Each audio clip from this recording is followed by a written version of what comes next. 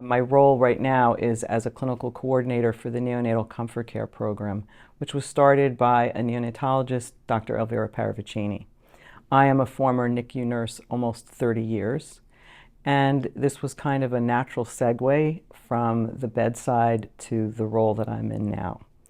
So in the NICU, unfortunately, there are going to be those babies that don't survive, that don't get the happy ending.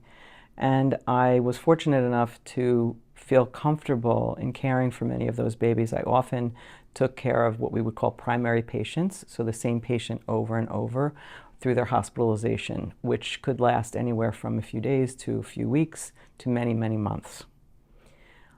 If at that end of that time or during that time, it became clear that a baby would not survive, I felt comfortable enough and usually had established a relationship with the families to be able to sit through those very difficult conversations about redirecting care.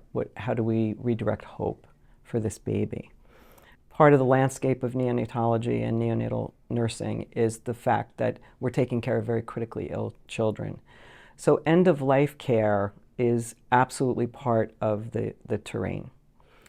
But there are also those babies who may actually go home, who may live, but may live very complicated lives. This is a palliative approach to care where families recognize that their babies' lives may not be long, but there's a lot of living to do before death. So death is not what we concentrate on.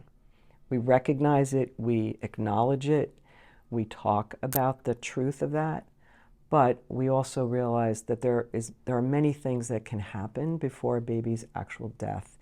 And that's what we want families to concentrate on, particularly during pregnancy, being able to enjoy your baby's life because that is part of your baby's life. For families whose babies may not live to be born, this is particularly important and crucial for them. So you can still have a gender reveal party. You can still have a shower. You can still name your baby. In fact, we encourage those things.